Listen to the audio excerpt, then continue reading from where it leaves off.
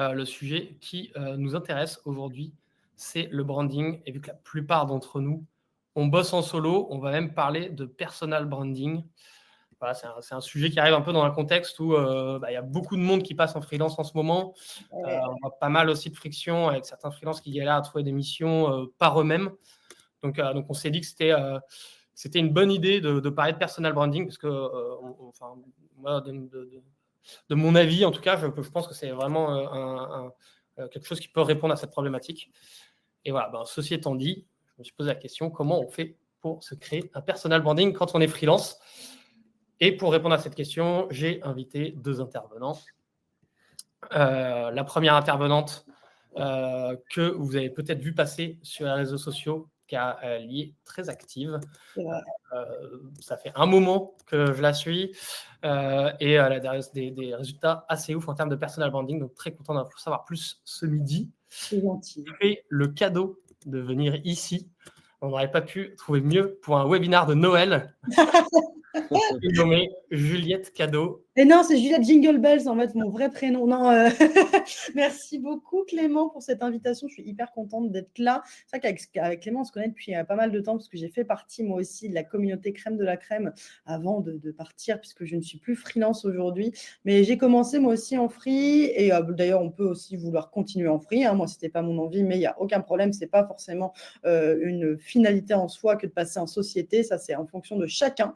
Mais donc, effectivement, on va pouvoir discuter de tout ça, puisque moi, le personal branding et même développer mes propres réseaux sociaux m'a apporté beaucoup. Donc, merci beaucoup, Clément, pour cette invitation. Merci, Juliette, d'être là. Je vois que dans le chat, il y a des gens qui disent qu'ils galèrent un petit peu. Dites-moi, peut-être que faire un petit refresh ou quelque chose comme ça peut fonctionner mieux. J'espère que ce n'est pas parce qu'on est beaucoup trop. On fait péter les serveurs de chez Contrast. Voilà. En tout cas, je vais continuer à présenter notre deuxième intervenant, notre petit plateau. Donc, notre dernier intervenant, vous avez vu, je vous présente, je fais un petit suspense, mais vous apparaissez avec votre nom, donc je ne sais pas si ça sert à grand-chose. J'ai fait un petit test aujourd'hui.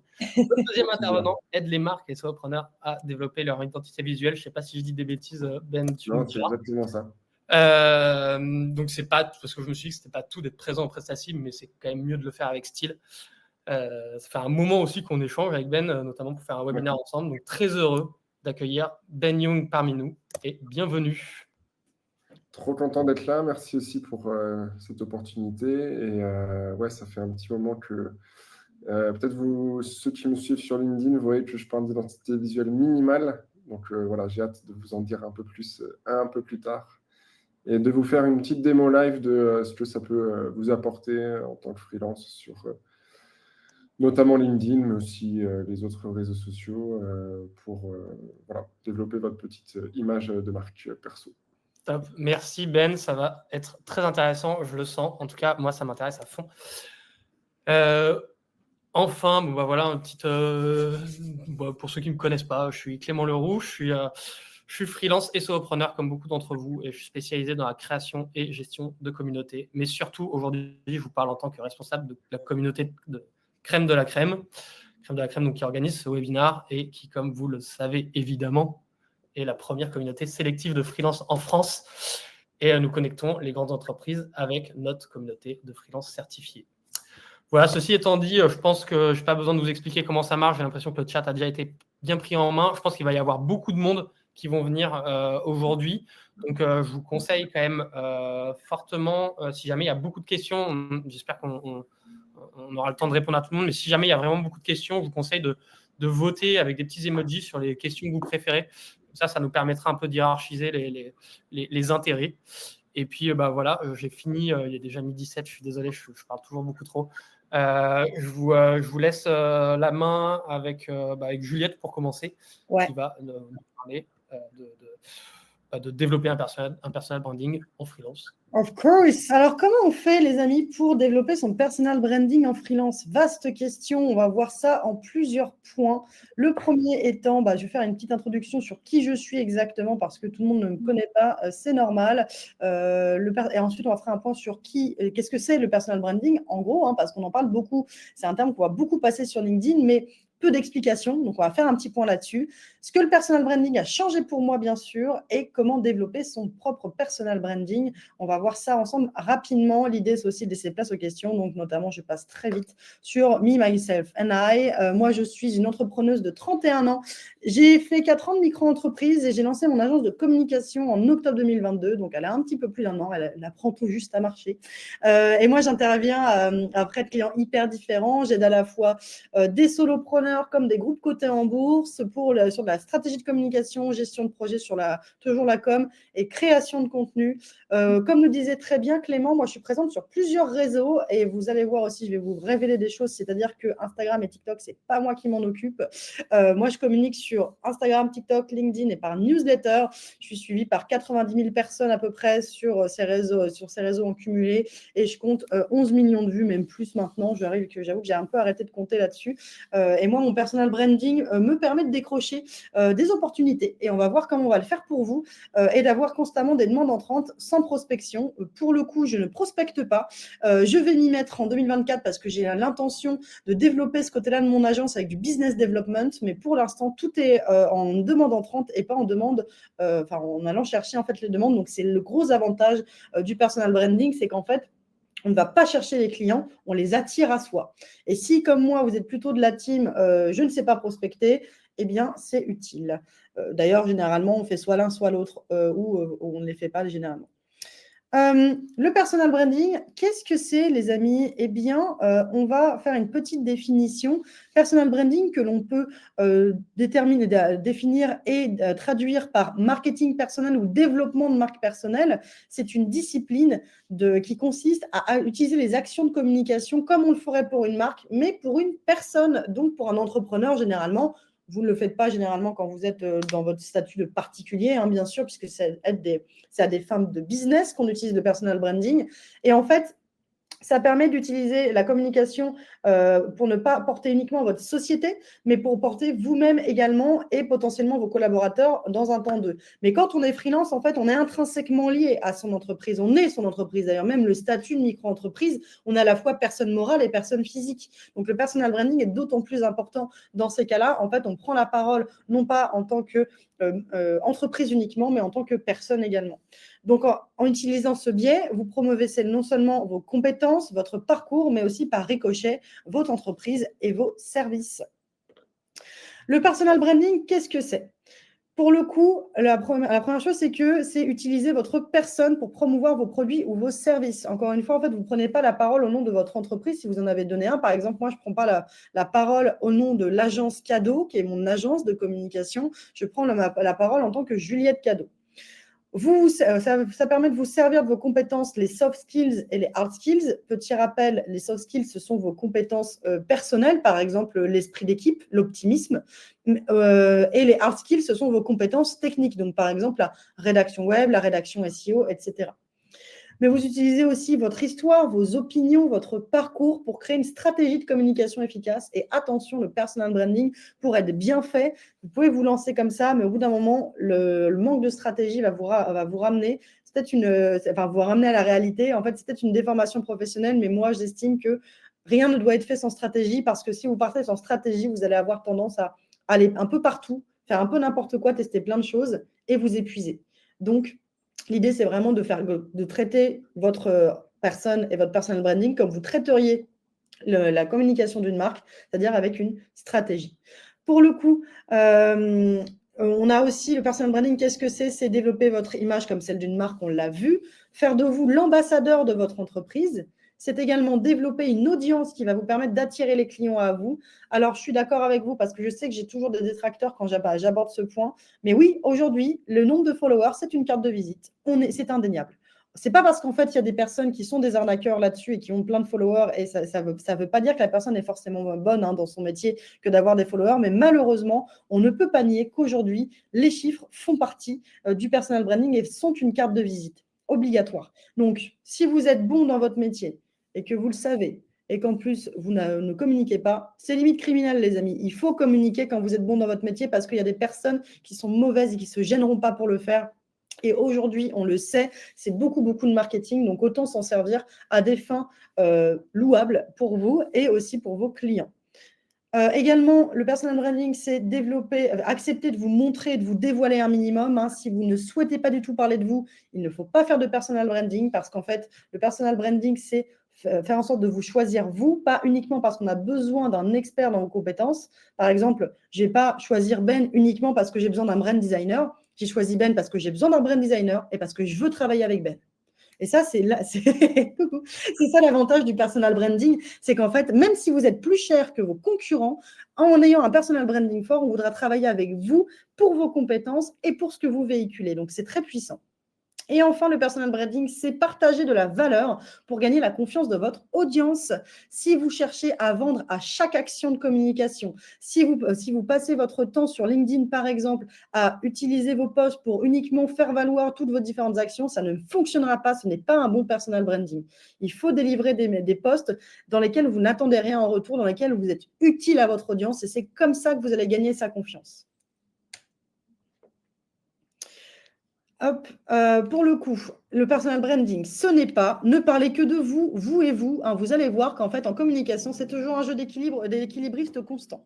Il faut parler de vous pour créer un attachement aussi à votre personne et qu'on ait envie d'acheter non seulement pour une personne de votre compétence, mais aussi pour vous. Mais si vous ne parlez que de vous, vous allez être cette personne dans les soirées qu'on n'aime pas trop, qui ne parle que d'elle, qui pose des questions sur personne, etc. Le me, myself and I, généralement, ça ne plaît pas trop. Donc, pensez d'abord à développer votre audience autour de l'utilité que vous apportez à votre audience et non pas que autour de vous. Si c'est pour ne parler que de vous, autant écrire dans un journal intime, ça ne sert à rien d'écrire sur LinkedIn. Également, le personal branding, ce n'est pas essayer de vendre à chaque action de communication, on l'a vu juste avant. Prendre votre audience pour un portefeuille ambulant. Donc ça, c'est un post que je vais publier demain en disant, si je vous demande si vous aimez les télémarketeurs et les gens qui vous prospectent, je pense que la réponse sera non. Donc pourquoi ce serait le cas de vos prospects ? Donc, n'essayez pas de vendre à chaque action, essayez d'apporter de la valeur. Également, le personal branding, ce n'est pas ne partager que vos victoires, vos réussites et vos qualités, même si elles sont nombreuses. C'est aussi montrer un petit peu de vulnérabilité, c'est aussi montrer que vous êtes humain. On s'attache beaucoup plus à une personne qui ose parler de ses galères, qui ose parler de ses échecs, etc. Parce que, notamment sur les réseaux sociaux, on ne voit que le beau. Et donc, on en a un peu assez aussi. Si vous voulez vous différencier dans votre personal branding, il est important aussi de montrer un petit peu l'envers du décor. Ce n'est pas non plus mettre toute votre vie en scène. Je ne vous propose pas de devenir des candidats de télé-réalité. C'est à vous de placer le curseur, de décider à quel moment vous allez parler de ça ou non. Ce n'est pas non plus dévoiler ce que vous ne voulez pas dévoiler et faire de la rétention d'informations. On l'a déjà vu. Alors, qu'est-ce que le personal branding a changé pour moi, les amis ? Eh bien, le personal branding, pour moi, ce n'est pas uniquement que se faire mousser. Personnellement, j'ai développé pour mon entreprise parce que mon plus gros client, fin 2021, a décidé d'internaliser le poste que j'occupais. Évidemment, j'étais à 3 jours par semaine chez eux, j'étais en free. 3 jours par semaine chez eux, pendant 2 ans, à la base, ça devait être 3 mois. Ça fait un trou dans le budget. Donc, évidemment, ils ont décidé d'internaliser au bout d'un moment, mais moi, je me retrouve un petit peu au pied du mur. Et donc, j'ai décidé de prendre la parole sur LinkedIn. Et clairement, j'ai vu de jolis effets, c'est-à-dire qu'entre 2021 et 2022, j'ai pratiquement doublé à 10 000 € près mon chiffre d'affaires. En 2022, j'ai fermé ma micro-entreprise pour monter mon agence. En 2023, j'ai atteint mon chiffre d'affaires de l'année -1 dès le 1er août. Je suis régulièrement invitée à des conférences, à des podcasts, je crée des opportunités. J'ai été invitée là, par exemple, très gracieusement par Clément pour animer cette masterclass. Voilà, c'est tout ça aussi le personal branding. Ça fait de vous, il y a à la fois des effets financiers, comme vous pouvez le voir sur le chiffre d'affaires, mais aussi des effets sur les opportunités, sur la réputation, etc., etc. Les avantages du personal branding, on va le voir rapidement, c'est que vous faites de vous votre propre ambassadeur. Votre audience, elle vous suit pour vous, votre personnalité et non votre entreprise actuelle. Ultra important. C'est-à-dire que si vous avez envie un jour de créer une nouvelle entreprise, vous associer dans une nouvelle entreprise, c'est beaucoup plus facile d'avoir un personal branding parce qu'on pourra vous suivre aussi. Vous aurez fédéré autour de vous et non pas de votre entreprise sur l'instant T. Donc, si jamais vous vous reconvertissez ou si jamais vous avez décidé de vous associer à un moment, c'est plutôt intéressant aussi. Vous prenez le contrôle de votre réputation. Et ça, c'est ultra important. Vous ne comptez plus sur les autres pour créer votre propre réputation avec des posts, par exemple, sur LinkedIn ou sur Instagram dans lesquels vous donnez des super conseils. Vous créez votre propre réputation parce qu'en fait, vous allez voir au fur et à mesure que vous allez construire une audience. Donc, vous allez être un peu plus reconnu dans votre milieu et dans le monde de l'entrepreneuriat, du freelance aussi. Vous pouvez également trouver des clients et des prospects aux communicants autour de vous-même, en tant que professionnel, bien sûr, mais aussi en tant qu'individu. Par rapport à ça, sur le personal branding et pour avoir une communication qui soit efficace, qui vous ramène des clients, parce que personnellement, quand je me suis mise sur LinkedIn, c'est vraiment pour aller chercher des clients. La fame, je m'en fous complètement. Donc, comment on fait? C'est 80% de posts pour sa cible, donc on comprend bien qui est sa cible, et 20% de posts autour de soi. Comme ça, on a du post qui permettent à sa cible de se reconnaître et de se sentir écoutée, et 20% de posts qui vont nous permettre de la fidéliser avec, comme on se disait, j'ai envie d'acheter pour Ben et pas uniquement pour le côté brand designer de Ben. Également, on attire des prospects, des homologues et des clients qui vous ressemblent. L'avantage du personal branding, c'est que votre communication fait le tri parce que, par exemple, s'il y a des personnes qui n'ont pas du tout les mêmes valeurs que vous, eh bien, grâce à votre communication, vous faites un filtre. Par exemple, si vous êtes très engagé écologiquement et que vous en parlez dans vos posts, vous savez que Total, ils ne vont peut-être pas vous contacter tout de suite. Donc, c'est l'avantage. Et enfin, vous fédérez autour de vous en créant une marque forte et engagée. Et je terminerai enfin rapidement sur comment on crée sa stratégie de personal branding sur LinkedIn. Et oui, Marion, je vois passer ton commentaire. Je parle d'Insta et de LinkedIn également. Insta, LinkedIn, moi, comme je le disais en introduction, je suis sur Insta, sur LinkedIn, sur TikTok et en newsletter. Donc, le personal branding, on peut le développer sur plusieurs canaux différents, tout à fait. Comment on fait pour développer son personal branding? Vous avez 8 étapes à respecter. La première chose, ça va être de déterminer votre objectif. Pourquoi vous développez votre personal branding? Et là-dessus, soyez honnête. C'est-à-dire que si c'est pour augmenter votre chiffre d'affaires, il n'y a pas de mal à ça. Si c'est parce que vous avez envie d'avoir de nombreux followers, il n'y a pas de mal à ça. Il faut juste bien connaître ses objectifs. Comme ça, on sait quelles actions de communication on va mettre en place pour développer son personal branding. Déterminez également vos personae ou cibles. Qui sont vos clients idéaux? Pour qui vous prenez la parole? Parce qu'encore une fois, si vous ne parlez que de vous, vous et vous, autant écrire dans un journal intime. Et l'avantage, c'est que vos cibles seront votre première source d'inspiration. Moi, tous les posts que j'écris sur LinkedIn, aujourd'hui, j'ai écrit un post sur quels commentaires laisser sur LinkedIn, mais je ne l'ai pas fait pour moi. Mais je sais quels commentaires, moi, mettre sur LinkedIn. Mais c'est une question que mes clients me posent souvent. Donc, j'en ai fait un post qui me permet, en fait, de créer de la valeur pour ma cible. Également, déterminer vos axes de différenciation. Qu'est-ce qui fait qu'on vous suivra, vous? Pourquoi vous et pas un autre freelance? Pourquoi on vous choisirait, vous? Déterminez également vos profils sur les réseaux sociaux, les manières de les organiser, bien évidemment. Et choisissez vos réseaux sociaux, vos axes de communication. Est-ce que vous prenez la parole uniquement sur LinkedIn? Est-ce que vous prenez aussi sur Insta, etc. Déterminez enfin les thématiques que vous allez aborder et celles que vous n'allez pas aborder. Encore une fois, c'est à vous de déterminer ce que vous souhaitez dire et ne pas dire. Aussi, votre tofu, mofu, bofu, donc c'est la stratégie en entonnoir, parce que fou, c'est pour funnel, pour une stratégie en entonnoir. On fait passer notre lecteur dans un entonnoir. Tofu, top of the funnel, ce sont les postes les plus larges qui sont traités d'un angle généraliste. Mofu, ce sont les postes middle, on va plutôt démontrer son expertise et comme ça, on va parler aussi à nos pairs.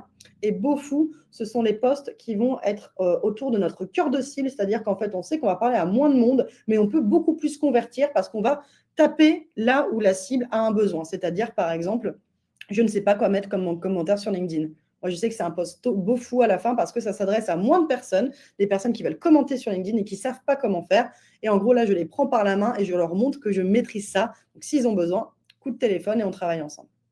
Et enfin, déterminer vos fréquences de publication. Ça fait partie du personal branding aussi. Je prends l'exemple de Maud Alaves. Elle est connue sur le réseau social LinkedIn parce qu'elle contrairement aux autres personnes sur LinkedIn, elle ne publie que 2 fois par semaine, là où la plupart, on est à 5 à 6 fois par semaine. Ce sont aussi des choix à faire en fonction de votre aisance, de vos disponibilités. Et c'est également un choix de stratégie. Et j'ai fait le plus rapidement et le plus concis possible pour pouvoir respecter le timing et surtout ne pas empiéter sur Ben. C'est l'heure des questions. On va en prendre quelques-unes, je suppose, Clément. Merci, Juliette. Je vais faire apparaître tout le monde. Ben, attention. Non, c'est bon. Il est pas avec un doigt dans le nez ou quelque chose comme ça.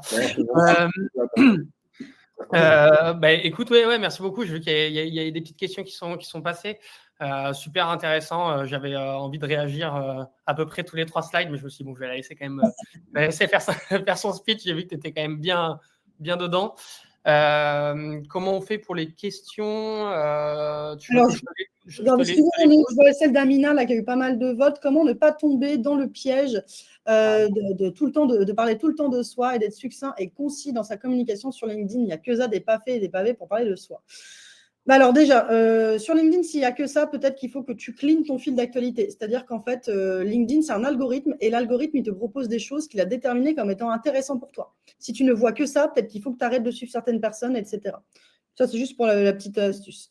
Pour le coup, en fait, comment ne pas tomber dans ce piège? Eh bien, c'est ça où l'importance de connaître sa cible. Ultra important. C'est-à-dire qu'en fait, si tu connais bien tes cibles, si tu sais quels sont leurs points de douleur, quels sont leurs besoins, tu sais là où créer du contenu pour les aider. Donc, c'est-à-dire que moi, par exemple, ma cible, généralement, les 2 besoins principaux, c'est j'ai pas le temps de communiquer, je sais pas comment faire. Et en fait, je vais créer des posts sur, par exemple, comment gagner du temps dans sa création de contenu, comment gagner du temps pour créer sa stratégie, ou alors comment créer une stratégie pour LinkedIn. Et donc là, en fait, en partant de tes cibles et en connaissant bien tes cibles, leurs besoins et leurs points de douleur, c'est là où, en fait, tu auras moins de chances de tomber dans le moi et moi. Mais attention, si on arrive facilement aussi à tomber dans le moi et moi, c'est pourquoi? C'est parce qu'en fait, les posts me, myself and I, c'est ceux qui font le plus de likes. Et du coup, les gens, ils le font beaucoup. Pourquoi? Parce qu'en fait, ils se sont perdus dans la chimère des vues et des likes. Donc, en fait, encore une fois, rappelez-vous, quel est votre objectif quand vous vous lancez sur un réseau social? Est-ce que c'est de devenir influenceur? Dans ce cas-là, on va être à la poursuite des likes, effectivement.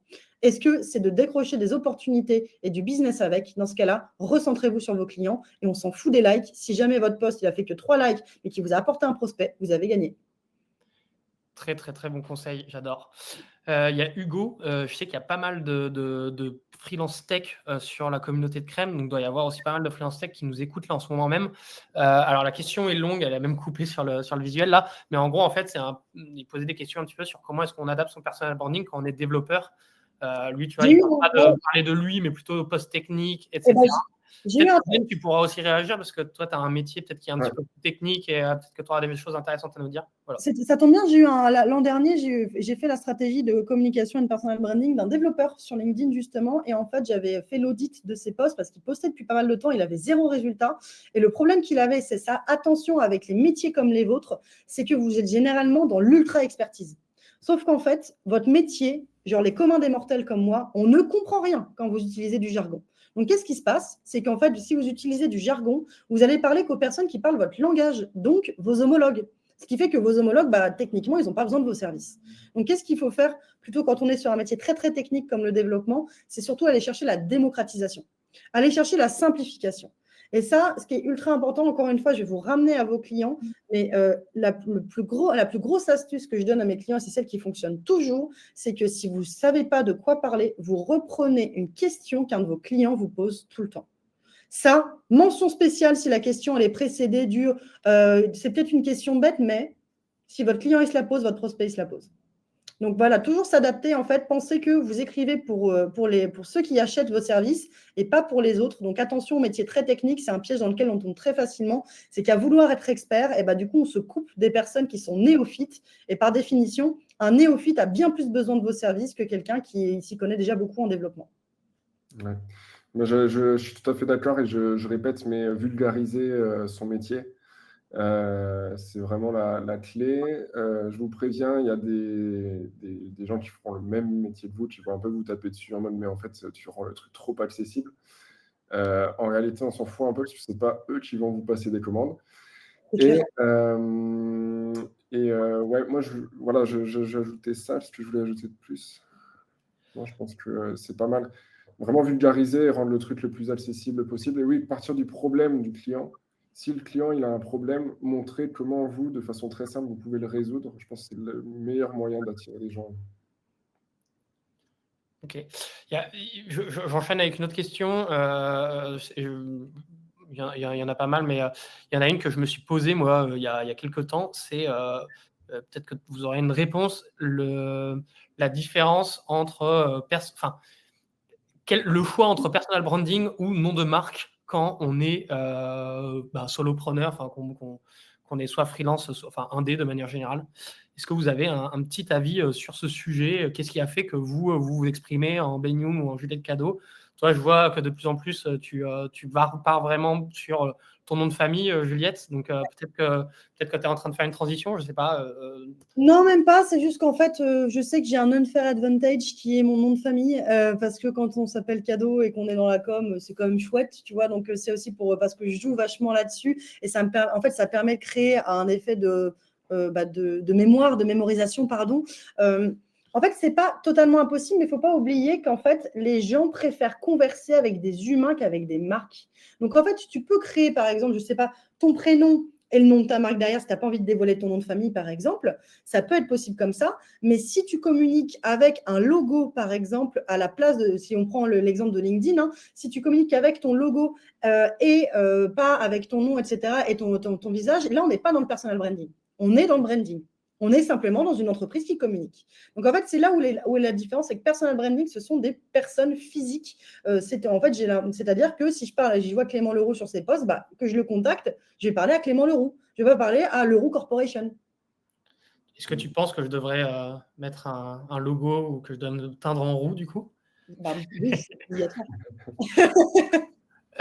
Une dernière question. Je pense que ça peut bien terminer tout ce batch-là. Et puis, au pire, on prendra d'autres questions à la fin si vraiment il y en a d'autres que vous voulez vraiment qu'on prenne. Mais c'est histoire de laisser à Ben le temps de tout faire. Je voulais vous parler de cette question-là. Comment faire tout ce travail de personal branding quand on doit gérer sa prod perso à côté? Voilà. Comment vous pouvez gérer? Moi, j'ai des petites astuces aussi, mais voilà. Pour le coup, alors moi, je vais juste faire un petit disclaimer, c'est qu'en fait, on ne peut pas tout avoir. C'est-à-dire qu'on ne peut pas avoir un personal branding fort et ne publier qu'une seule fois par semaine. On ne peut pas avoir un personal branding fort et avoir que des posts ultra courts, etc. En fait, il faut mettre les efforts à la hauteur de ses ambitions. Si on veut avoir… Moi, je bosse comme une cinglée, hein, il faut le savoir. Hein, c'est parce qu'en fait, et ce qui m'a permis d'avoir ce personal branding fort aujourd'hui, c'est 2 ans de création de contenu régulière sur LinkedIn. Je me suis lancée sur LinkedIn en janvier 2022. Ma newsletter, elle est depuis septembre 2022. Et les vidéos que je fais sur TikTok et Insta, je les ai déléguées à des prestats. Je me pointe juste au tournage et après, ils s'occupent de tout. Mais voilà, c'est du budget aussi. Donc, en fait, et comment on fait? C'est simple, en fait, déjà prioriser. Premièrement, c'est se dire, OK, moi, je n'ai pas de moyens financiers. Donc, dans ces cas-là, c'est moi qui vais devoir le faire. Donc, je ne me mets pas sur tous les réseaux et je me mets que sur un seul. Et aussi, s'organiser. C'est-à-dire qu'en fait, il faut se prévoir un moment dans sa semaine ou dans son mois, en fonction de si vous voulez faire tous les posts du mois d'un coup ou seulement tous ceux de cette semaine. Moi, je le fais toutes les semaines, tous les week-ends. Je fais tous mes posts de la semaine avec ma newsletter comprise dedans. Donc, en fait, c'est se dégager du temps et c'est comme faire du sport. C'est-à-dire qu'il faut faire, à la base, c'est une discipline, après, ça devient une habitude et ensuite, ça devient un réflexe. Donc, c'est ça aussi, c'est que moi, il n'y a pas de hack ultime parce qu'en fait, ça vous prendra soit du temps, soit de l'argent. Soit vous avez du temps parce que vous n'avez pas de budget pour le déléguer, soit vous avez un budget pour le déléguer, mais donc ça vous coûtera de l'argent. Malheureusement, on ne peut pas tout avoir. On ne peut pas avoir un personal branding fort et que ça nous prenne que de 20 minutes dans la semaine. Et j'ajouterais peut-être qu'il y a aussi pas mal d'outils aujourd'hui qui permettent de gagner du temps, notamment sur LinkedIn. Je pense à Scheduled, qui permet de planifier tous ses posts depuis Notion et de ne pas commencer à écrire sur Note, puis sur Notion, puis après d'aller copier-coller sur LinkedIn. Bref, il y a moyen de gagner du temps avec pas mal d'outils quand même aujourd'hui. Ok, merci à vous deux. Écoute, Juliette, on va laisser la place à Ben maintenant. Et je vois qu'il y a plein d'autres questions. Il y en a qui disent « Ah, c'est pas mal. » Donc, je pense qu'on refera peut-être une passe. Continuez à voter pour les questions peut-être que vous avez préférées. On fera peut-être une dernière petite passe après. Je vais plutôt laisser la parole à Ben pour le moment pour pouvoir… qui nous parle de tout ce dont il a à nous parler. Yes. Je suis très curieux de ce que tu vas sortir, surtout qu'il m'a spoilé un petit peu avant. Yes. Vous comprendrez tout seul. Ben, je te laisse la main. Très bien. Alors, moi, pareil, là, je vais vulgariser un peu l'identité visuelle parce que je parle beaucoup sur LinkedIn d'identité visuelle minimale. Donc, si vous ne me suivez pas, je m'appelle Ben Yoon, je suis brand designer, comme le disait Clément au début, et j'accompagne des marques, mais aussi des solopreneurs et des freelances dans leur personal branding. Et donc, je suis un designer qui travaille aussi sur Canva. Voilà, ça fait aussi beaucoup jaser, mais c'est pas grave. Et l'idée, c'est surtout de vous donner les outils pour que vous puissiez agir avec quand même plus d'autonomie. J'ai lu hier sur LinkedIn que dans le marché français de LinkedIn, il y avait 15% des personnes inscrites qui publiaient du contenu. Donc, pour moi, c'est aussi un moyen aujourd'hui de vous donner un outil qui va vous permettre de développer votre image et par le biais du coup du personal branding dans sa dimension visuelle. Ce que je vous ai préparé pour vraiment être le plus concret possible, c'est de vous faire une démo live à partir d'un template que j'ai préparé qui est celui de la personal brand board. Donc, en fait, au lieu d'avoir une grosse charte graphique avec plein de pages et que c'est super compliqué, l'idée, c'est de partir de ce template, de le remplir et après, en fait, de s'y tenir. Parce que avant de vraiment rentrer dans l'aspect technique et créa visuel, il y avait quand même 3 choses que je voulais dire. C'était que souvent, on veut trop en faire. Et surtout quand on n'est pas designer. Donc là, mon intervention, elle s'adresse un peu moins aux designers qui ont moins de soucis pour ce côté-là, mais justement, tous les tels, tous les communicants, etc. Quand on part de zéro et qu'on n'a pas les compétences, des fois, on veut juste faire des choses trop compliquées. Donc, mon premier conseil avant de se lancer, c'est less is more. Tenez-vous-en à l'essentiel, à faire des choses simples et ça va beaucoup mieux se passer. Dans le même ordre d'idée, mon deuxième conseil, c'est de prendre vos limites techniques comme une contrainte et de l'assumer, en fait, de se dire, OK, c'est pas grave, je reste simple parce que je ne sais pas faire mieux et c'est pas grave, on peut faire des choses très bien en étant très simple. Voilà. Et en partant de là, moi, je vous propose une petite méthode pour justement vous construire votre personal branding dans sa dimension visuelle. Alors, je me suis dit que ça pouvait être rigolo de prendre Clément en case study. Alors, il ne m'a pas fourni de photos, donc j'ai demandé à une IA de bosser à sa place.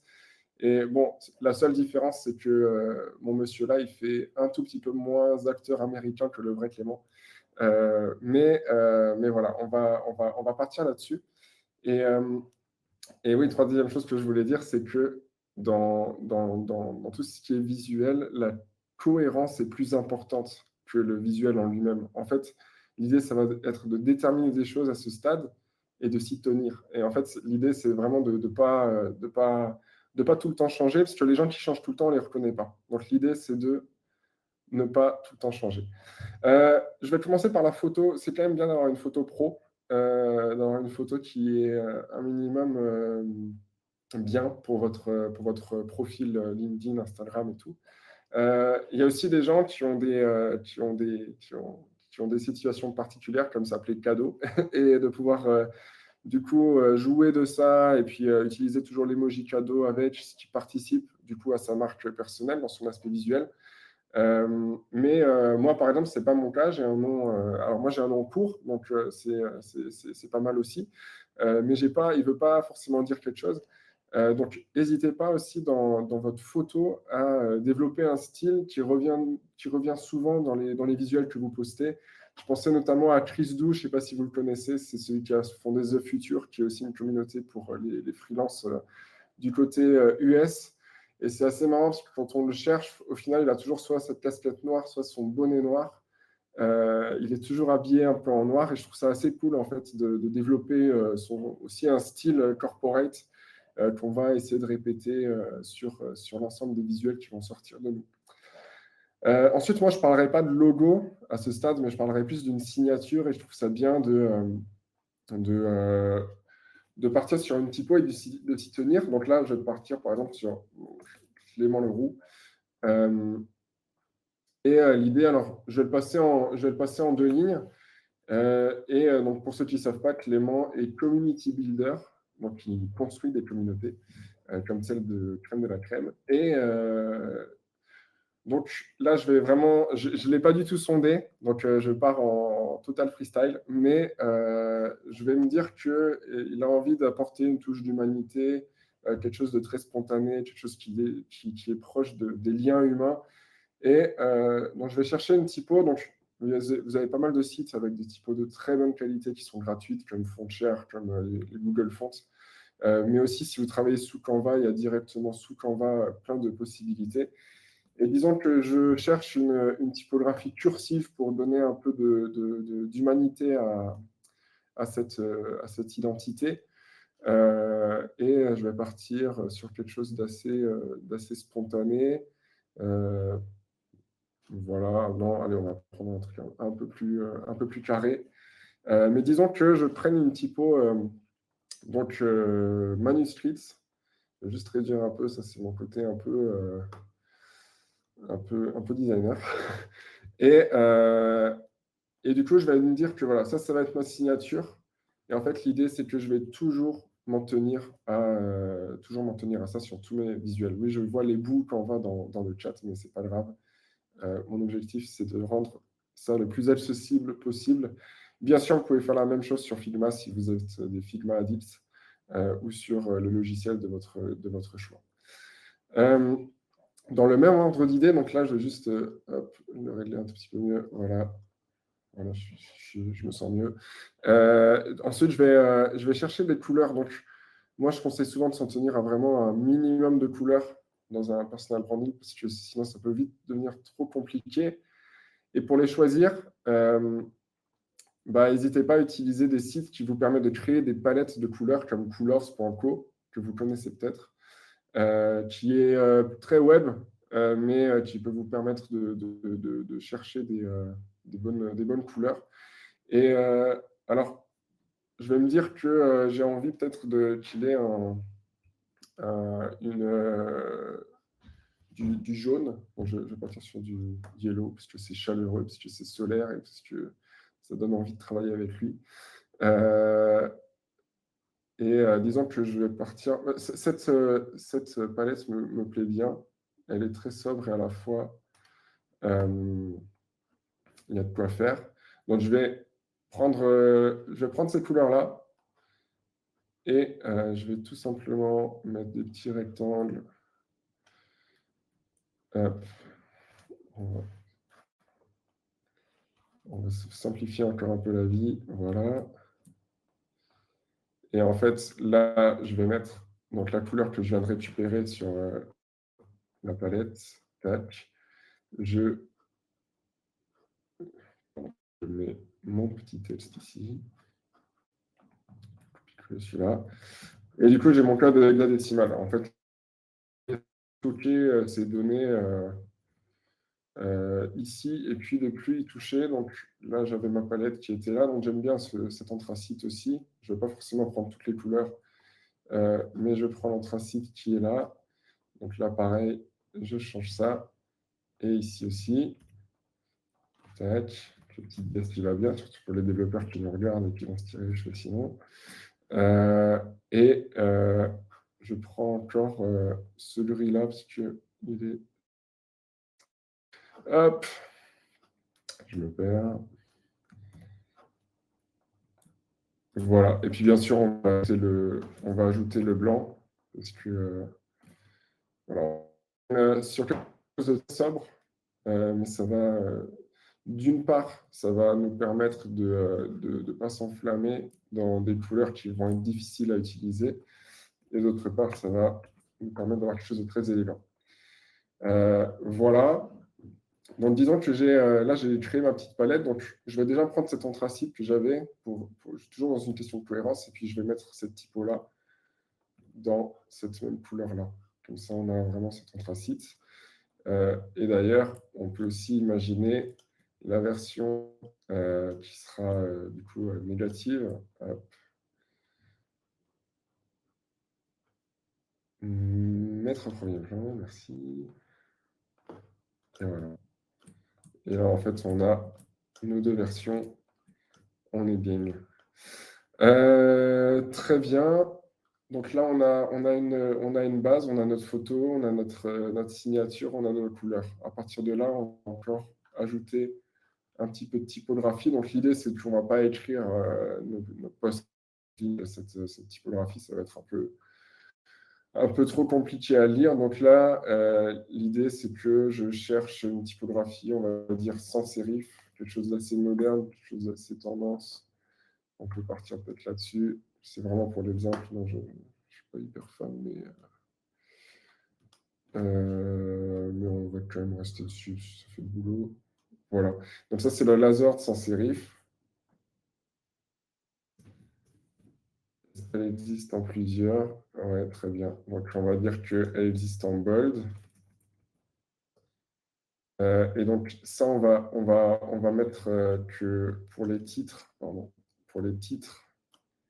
Les choix sont vraiment au pif là, hein. Je ne prends pas la réflexion, je n'ai pas le temps de prendre la réflexion de faire les choses, mais pour vous montrer comment ça fonctionne.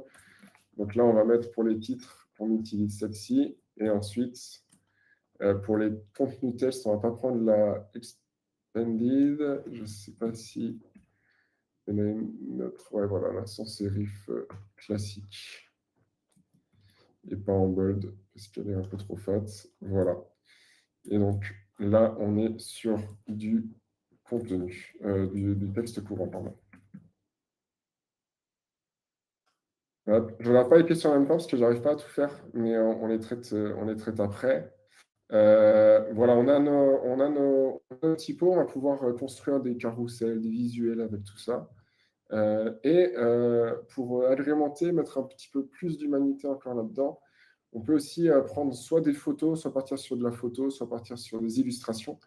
Mais là, encore une fois, l'idée, c'est vraiment de définir un style et puis ensuite de s'y tenir et de ne pas changer tout le temps de style d'illustration, de changer d'iconographie, sinon on ne s'y retrouve pas. Donc là, typiquement, je vais aller dans éléments, dans les illustrations. Je vais mettre Community, je l'avais déjà fait. Hein, je sais pas, oups. Et là, c'est parti. En sucette. Community. Je regarde le style d'illustration qui me plairait bien. Est-ce qu'il y a quelque chose qui peut me convenir? Sinon, il faut que je parte plutôt sur... Ouais, alors ça, c'est marrant. Bon, alors, c'est pas hyper pertinent là pour... c'est pas hyper pertinent quand même pour l'activité de Clément, mais en tout cas, le style... En fait, ce qui est intéressant aussi, c'est que sur Canva, vous avez la possibilité, du coup, de changer ça et d'avoir les couleurs, vous avez compris, de reprendre les couleurs qu'on a définies en amont pour avoir vraiment une cohérence dans les visuels. Alors, je vais prendre un truc beaucoup plus simple pour la démo. Je vais prendre ça, un style filaire, que je trouve c'est assez sympa. Là, pour le coup, je vais juste le mettre en anthracite pour qu'on voit. On va se dire que pour nos différents visuels, on va partir sur un style filaire comme ça. C'est assez rigolo. Tac. Il m'avait proposé des alternatives là-dedans. Et donc, je vais en mettre encore une. Voilà. Tac. En fait, ce qui est vraiment intéressant, c'est qu'une fois que vous avez défini vos visuels, il ne va plus que falloir les décliner. Et ça va être beaucoup plus simple. Voilà, donc disons que Clément choisit de partir sur cette typo pour son nom, cette palette de couleurs, ces typos et ce style d'iconographie. Je vais faire une première décline. Je vais prendre un carousel LinkedIn, par exemple. Voilà. Et donc, disons que je récupère ça. Voilà. Je vais prendre ma typo et je vais dire, par exemple, comment construire, non, 5 étapes pour construire une communauté Discord, par exemple. Voilà, sans avoir du tout consulté Clément. Je ne sais pas si je dis des bêtises ou pas. Mais voilà, tac. Disons qu'on fait ça comme ça. Comme ça, je vais le mettre en blanc. Je vais reprendre la petite photo ici, la placer là. Hop. Et je la mets en arrondi à fond. Hop. Et là, du coup, je récupère l'autre typo qui me servait de texte courant pour la mettre ici. En blanc également, Et je m'appelle Clément Leroux et je construis des communautés en ligne. Alors, je vais dire ça, encore une fois, je ne vais pas valider.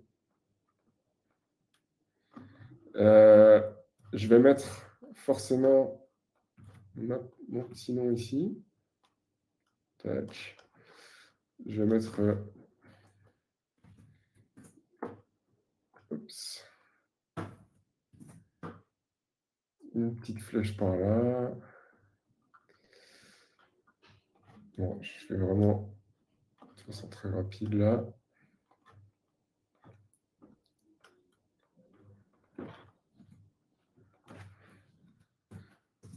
Je ne peux pas m'empêcher de faire des petits calages, mais voilà, je vais mettre ça, je vais le mettre dans mon. Je vais mettre un petit liseré à ce stade où je vais faire comme ça. Voilà, j'ajoute un petit. Oups.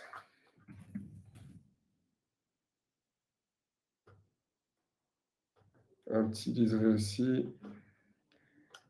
Juste pour rappeler cette couleur qui est du coup définie comme la sienne. Et je récupère pour finir dans ce D6, donc tac. Disons que je fasse comme ça. D6. Voilà. Et disons que je prends ça et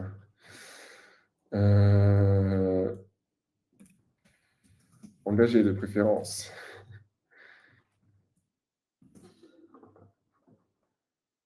Voilà, bon, les calages peuvent être un petit peu mieux, mais vous l'aurez compris, en fait, derrière, le fait d'avoir défini en amont votre personal brand board va vraiment vous permettre derrière de décliner sur une infinité de supports. Et vraiment, le plus important, c'est vraiment de viser la cohérence. Donc, même si, si vous faites par exemple une publication Instagram, juste pour avoir en carré, en fait, là, vous récupérez les éléments et vous avez la possibilité, par exemple, de dire que voilà, par exemple, il veut annoncer qu'il anime un webinaire, je tiens le même nom.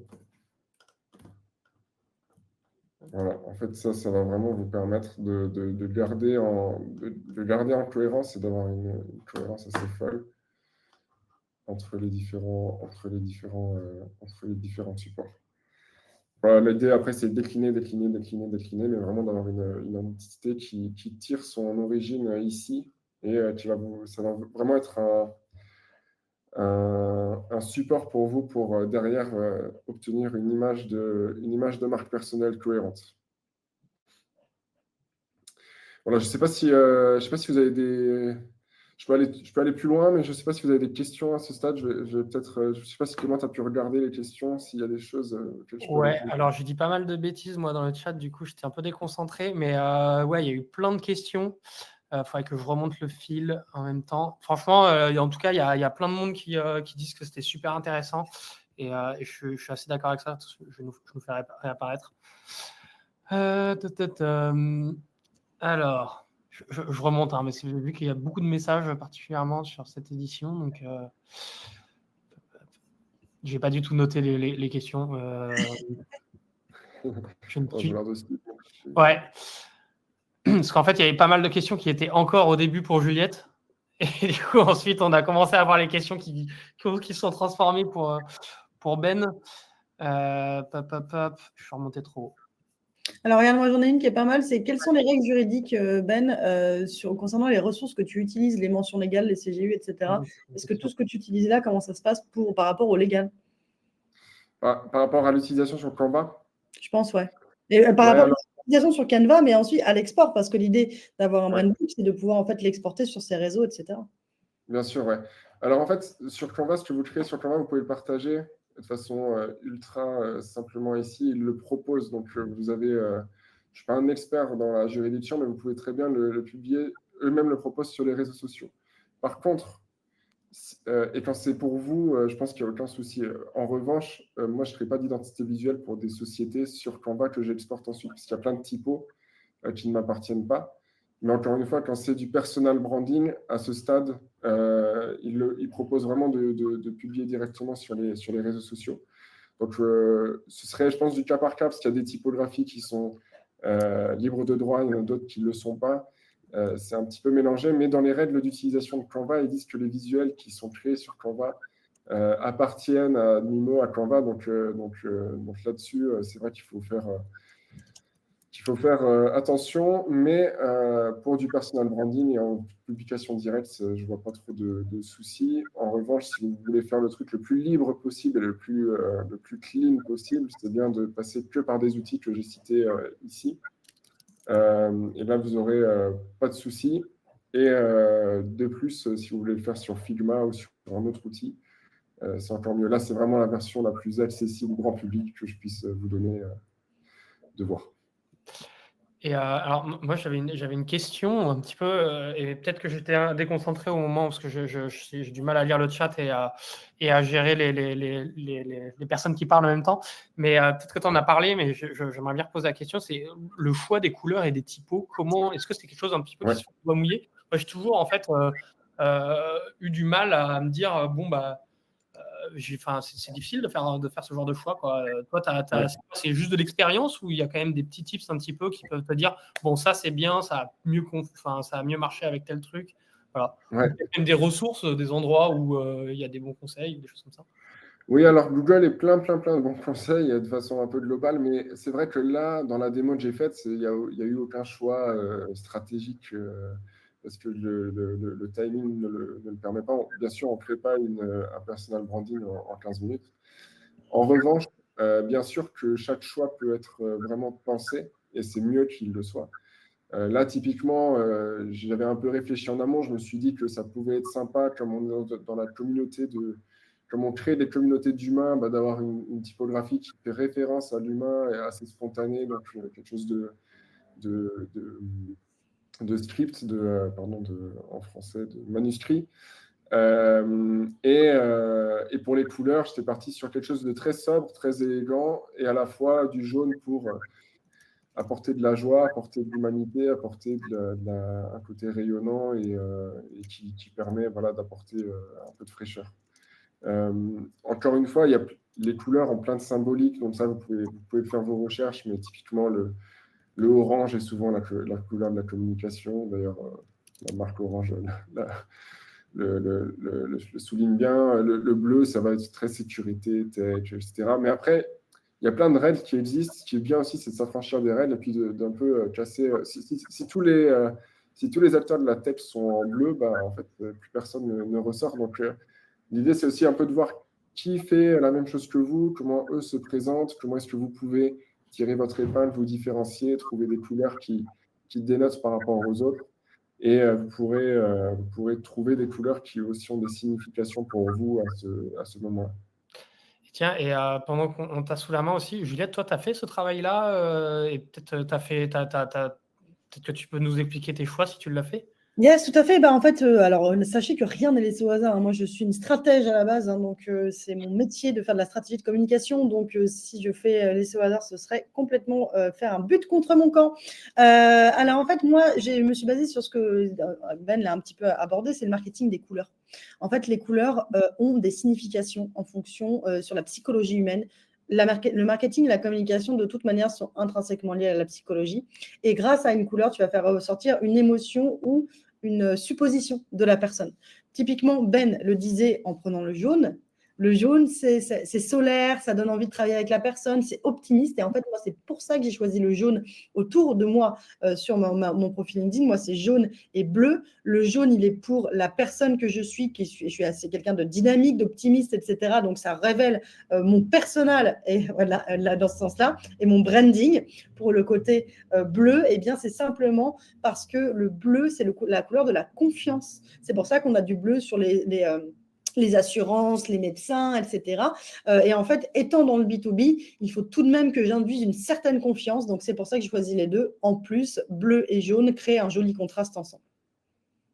Ok. Et sur la partie typo, comment on fait pour ne pas se retrouver avec un comics sans MS, par exemple, si on ne sait pas que c'est plus à la mode?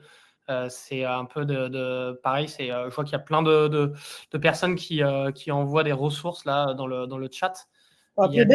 Moi, je me suis fait accompagner. Les couleurs, je les avais choisies, mais après, pour mon brand book, etc., je me suis fait accompagner d'une spécialiste en direction, une directrice artistique, en fait, tout simplement. Tu as un brand book aussi, Juliette, quoi. Ouais, tout à fait. Ouais, mais en fait, pour le coup, c'est aussi la professionnalisation en fait de ton image. Donc, pour moi, en fait, ça a ses limites. Si tu t'y connais, moi, je m'y connais un petit peu en couleur parce que j'ai fait des études d'art, etc. Après, pour la typo, j'ai laissé Élise, ma DA, qui s'en est occupée. Et je lui ai dit, bon, bah voilà, fais-moi des propositions en fonction d'une typo qui te semble être révélatrice pour ma personnalité, ma vision, etc. Et c'est elles qui ont choisi là-dessus. Moi, je suis plutôt pour déléguer à des personnes dont c'est le métier quand on rame complètement. Et ensuite, Ouais, je pense que, pardon, c'est aussi important là, ce que j'ai montré, c'est une démarche vraiment d'identité visuelle, personnelle, minimale. L'idée, c'est pas d'en rester là. L'idée, c'est en fait, de pouvoir se dire, OK, je n'arrive pas à prendre la parole sur LinkedIn, par exemple, parce que je n'ai pas mon univers visuel, etc. L'idée, c'est de se dire, OK, je commence par une V0, V0.5, je le fais moi-même sur Canva ou sur un autre outil, et ensuite, je prends la parole, ça commence à prendre, je prends confiance, etc. Et puis ensuite, quand je suis plus à l'aise, je vais demander à quelqu'un dont c'est le métier. Mais en l'occurrence, c'est aussi pour ça, dans toutes les questions de droit, etc. Là, on est dans une phase où on est encore au début, donc on est vraiment dans une phase de test, de prise de parole, etc. Je pense que voilà, y a pas, moi, je ne me poserai pas 10 000 questions. Et je précise aussi que la version d'Utis de Canva est la version pro, qui donne un accès à plus de ressources aussi. Est-ce que tu peux faire ce qu'on a fait là, enfin ce que tu as fait en live avec la version pas pro parce que je voyais qu'il y avait des questions sur la version pro ou pas pro. En fait, c'est juste une question de ressources en plus. Là, je ne sais pas si vous voyez sur l'écran, mais l'abonnement à Canva Pro vous permet de profiter gratuitement d'éléments premium, y compris chaque modèle. Donc, ça donne simplement plus de ressources et plus de possibilités. Sur la version pas pro, on est beaucoup plus limité. Dans la version pro, il y a aussi plus de possibilités de partage. Il y a notamment aussi l'IA qui est intégrée, qui permet d'avoir des portraits de Clément sans qu'il m'en ait envoyé. Et voilà, ce genre de choses. Donc, c'est en fait une version... dans la version pas pro, il y a des choses qui sont cadenassées sur lesquelles on peut pas agir, tout simplement. Ok, muy bien. Et dernière question, parce qu'il est 13h, il va être l'heure de manger un peu pour tout le monde, enfin, surtout pour nous. Est-ce que ce brand book, c'est vraiment une identité minimale ou on peut quand même aller assez loin avec ça? Est-ce que, tu vois, je voyais parler un petit peu dans le chat de sites web, etc. Est-ce que derrière, ça va être...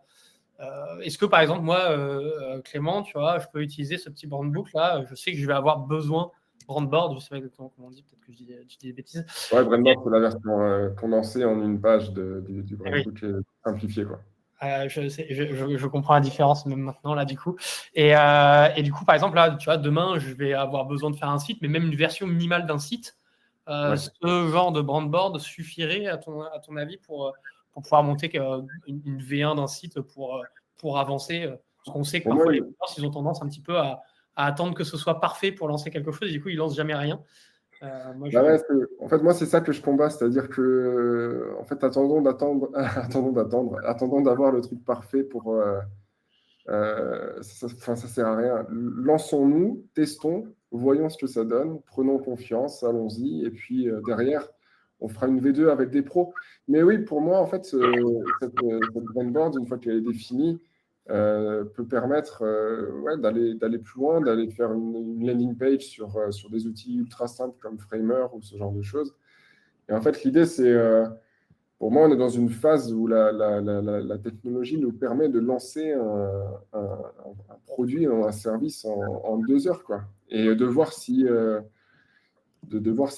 ça peut prendre derrière. Bien sûr, il y a toute la phase aussi stratégique, rédactionnelle, etc. Mais techniquement, on a tous les outils qui nous permettent de faire des choses ultra simplement. Donc pour moi, pour répondre à ta question, pour moi, cette brainboard, elle peut suffire pour vraiment le lancement de quelque chose. Après, si on veut se professionnaliser d'autant plus, c'est bien de faire appel à quelqu'un dont c'est le métier. Mais pour un lancement, pour un test, moi, je le recommande tout à fait. Ok, alors merci. J'aime bien terminer avec, je vais vous poser une dernière question à chacun. Je termine souvent avec la même chose.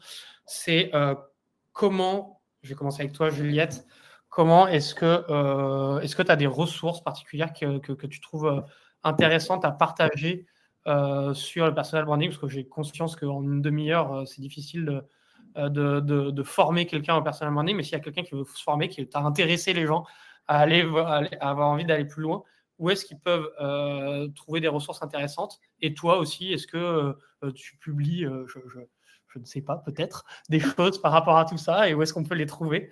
Voilà, Yes. si tu peux nous dropper des liens si tu souhaites, des noms. Alors attendez, on va voir ça tout de suite. Alors je vous invite également, bien sûr, à lire. Alors moi, la newsletter que je trouve géniale sur le personal branding, et je ne parle pas forcément de la mienne, mais je vais en parler quand même après, c'est celle de Maud Alaves qui est vraiment tournée là-dessus. Vraiment, pour moi, c'est ma ressource numéro 1 là-dessus. Je la trouve vraiment très intéressante. Par rapport à... Après, pour le coup, LinkedIn est une mine d'or aussi sur le personal branding. Vous pouvez trouver plein de posts qui tournent autour, que ce soit des vidéos, des carousels, des choses comme ça. Vous avez plein de choses différentes.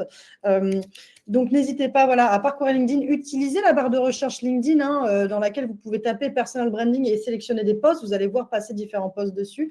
Utilisez également Substack, qui est un outil à la fois de newsletter et de microblogging. Donc, je vous envoie ma newsletter aussi dans le chat. Et évidemment, n'hésitez pas, voici mon chat, n'hésitez pas à me suivre sur LinkedIn, à me suivre sur Instagram et sur TikTok. Maïdo, non. Je suis toujours à dispo sur Juliette Cadeau, avec un petit cadeau à la fin. C'est moi, je suis sur LinkedIn, Instagram, TikTok et sur Substack. Et par rapport à des ressources, utilisez Internet est un outil formidable. Vous avez Substack, vous avez LinkedIn sur lesquels vous pouvez trouver plein de choses. Merci beaucoup en tout cas pour cette invitation, Clément. Eh ben, je t'en prie, merci beaucoup. Je suis la newsletter de Juliette et je l'ouvre et la lis avec attention à chaque fois, très quali, je vous la conseille. Ben, sur le même format, est-ce que tu as des choses un petit peu à proposer pour les gens qui veulent aller un petit peu plus loin, tu vois, à construire eux-mêmes leur design minimaliste? Ouais. Alors, sur la question de l'identité visuelle minimale, il n'y a pas grand monde en français. Il y a... Ouais, parce qu'en plus, c'est un peu... dès qu'un designer ouvre Canva, ça va faire sauter pas mal de gens de leur chaise. Mais par contre, pour tout ce qui est design de solopreneur, de freelance, il y a aussi Manon Verbeke. Alors, je ne sais pas si je le dis bien. Ah oui. Son nom de famille, je ne sais pas comment le prononcer, mais en tout cas, elle a aussi pas mal de ressources sur son LinkedIn, sur sa newsletter, de choses intéressantes pour les solos, notamment la partie carousel. Et voilà. Et puis après, moi, en 2024, je vais un peu plus axer justement sur ce côté aussi minimal, parce que je trouve que c'est intéressant et qu'au final, ça sert à rien de débourser des 5 000 € pour tester un truc, voir si ça prend. Je pense que c'est l'étape 2 en fait. Et donc voilà, n'hésitez pas, pareil, à me suivre sur LinkedIn. Ma newsletter va changer en 2024. Je publie un conseil branding, notamment visuel par semaine, mais ça va évoluer en 2024 sur un format mensuel un peu différent. Mais vous pouvez aussi vous y abonner si vous y avez envie. Et puis voilà. Merci beaucoup aussi pour cette opportunité de Il y a tout le monde qui poste son LinkedIn au passage, c'est parfait. C'est devenu l'instant auto-promo. Bon, tu peux mettre le lien de ta news si tu veux, Ben. Pour les personnes qui veulent s'y inscrire, pareil, je suis inscrit et je la lis avec attention. Écoutez, je propose que ce soit la fin du live là tout de suite. On pourrait continuer encore pendant des heures, mais voilà, il faut une fin à tout. Merci beaucoup Juliette et Ben d'avoir été présents avec nous. J'ai regardé un petit peu les compteurs là depuis tout à l'heure, j'ai vu qu'on était plus de 450. Je vais faire un petit refresh pour voir. Là en ce moment on est 460 en live, c'est énorme, donc c'est très cool. C'est pour ça peut-être que ça ramait un petit peu à certains moments, donc excusez-nous, mais en tout cas merci d'avoir suivi. J'ai vu qu'il y avait plein de gens qui ont posé plein de questions. Il y avait plein de gens qui ont été curieux, tout ça, et moi ça j'adore. Voilà, je vous ai laissé un petit typeform à un moment dans le chat, mais il a disparu très vite. Je vais vous le remettre. Ça me permet, en fait, il y a juste 3 questions, mais ça me permet, moi, d'améliorer les éditions à chaque fois. Donc, si vous pouviez prendre 3 minutes pour y répondre, enfin même pas 30 secondes pour y répondre, ça serait top. Eh bien, voilà, je vous souhaite une bonne après-midi, bon appétit pour ceux qui n'ont pas encore mangé. Et puis, à très vite. Merci à tous. Merci beaucoup.